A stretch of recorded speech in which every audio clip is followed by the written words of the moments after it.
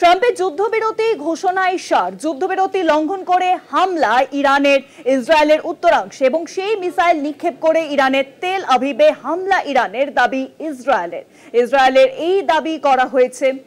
ট্রাম্পের যুদ্ধবিরতি ঘোষণা ইতিমধ্যেই সার যুদ্ধবিরতির যে ঘোষণা করেছেন মার্কিন প্রেসিডেন্ট ডোনাল্ড ট্রাম্প তার সোশ্যাল মিডিয়া প্ল্যাটফর্ম ট্রুথে তিনি প্রথম পোস্টটি করেন এবং আমরা তারপরে দেখলাম যে 4 ঘন্টার ব্যবধানে তিনটি পোস্ট করেছেন তিনি। যুদ্ধবিরতির কথা তিনি ঘোষণা করেছেন কিন্তু সেই যুদ্ধবিরতির ঘোষণা একেবারে সার ট্রাম্পের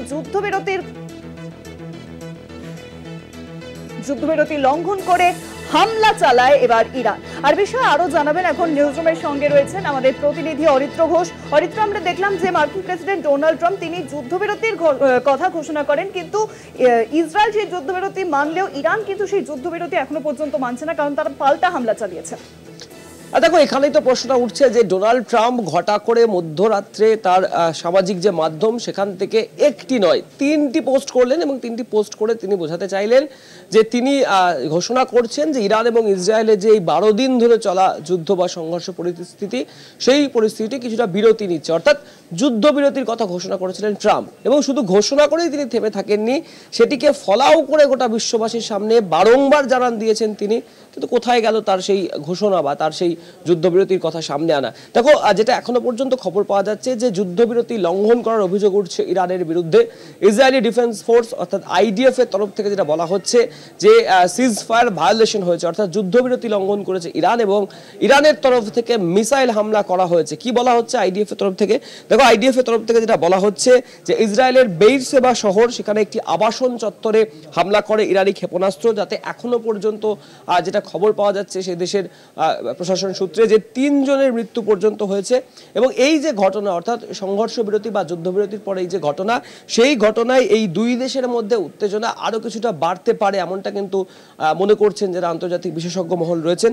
এবং ইসরায়েলের ওই যে তেল আভিভের কিছুটা দূরেই বেইরশেবা এলাকাতে যে হামলা করা হয়েছে, সেই হামলাতে কিন্তু কার্যত ছিন্ন ভিন্ন হয়ে গেছে একটি আবাসন। এবং যে ছবি আমরা দেখাচ্ছি সেখানে ইসরায়েলি ডিফেন্স ফোর্সের তরফ থেকে এভাকুয়েট করা হচ্ছে, সেই বিল্ডিংটাকে রেস্কিউ করা হচ্ছে।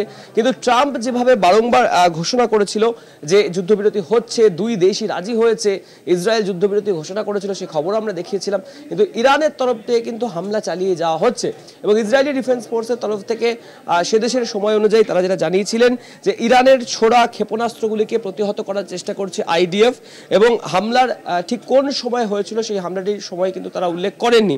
একই সাথে ইসরায়েল সেনাবাহিনীর তরফ থেকে যেটা বলা হয় একটা বিবৃতি, যে কিছুক্ষণ আগে ইরান থেকে ইসরায়েলের দিকে আসা ক্ষেপণাস্ত্র শনাক্ত করা হয়েছে এবং তারপরে ইসরায়েলের বেশ কিছু জায়গাতে কিন্তু সাইরেনও বাজছে, অর্থাৎ ইরানের তরফ থেকে যে মুহুর্মুহু মিসাইল অ্যাটাক করা হচ্ছে সেই বিষয়ে কিন্তু আইডিএফ এর তরফ থেকে বিষয়টা স্পষ্ট করা হচ্ছে। এবং আইডিএফ এর লেফটেন্যান্ট জেনারেল ইয়াল জামির তিনি একটা বিবৃতি পোস্ট করেছিলেন এবং তিনি সেখানে লিখছেন যে পরিস্থিতি রয়েছে সেই পরিস্থিতি, অর্থাৎ সংঘর্ষ বিরতি ভায়োলেট করেছে, অর্থাৎ সংঘর্ষ বিরতি লঙ্ঘন করেছে ইরান।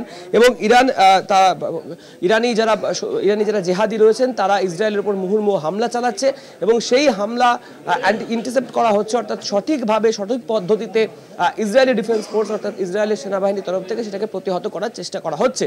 কিন্তু এইসবের মধ্যে গিয়েও যে প্রশ্নটা বারংবার উঠছে যে যেভাবে ডোনাল্ড ট্রাম্প মধ্যরাত থেকে ভোরবেলা থেকে সকাল থেকে একের পর এক টুইট করে ইরান ইসরায়েলের যুদ্ধবিরতির কথা ঘোষণা করলো এবং নিজেকে একটা কৃতিত্ব নেওয়ার চেষ্টা করলো, ফলাও করলো গোটা বিশ্ববাসীর সামনে, তাহলে কি ডোনাল্ড ট্রাম্পের ঘোষণা শুধুই সার হলো?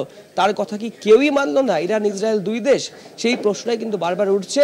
যদিও এখানে বলে রাখা ভালো, ইসরায়েল কিন্তু আমেরিকার বন্ধু দেশ।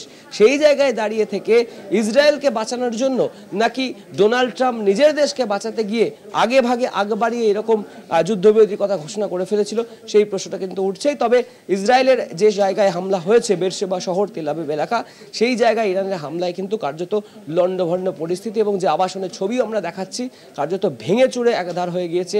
পুরো আবাসনের একটা অংশ ভেঙে পড়েছে, বাইরে বহু গাছপালা, গাড়ি, সমস্ত কিছুর একটা ভগ্নাবশেষ লক্ষ্য করা যাচ্ছে এবং সেখানেই উদ্ধার কার্য চালাচ্ছেন আইডিএফ এর কর্তারা।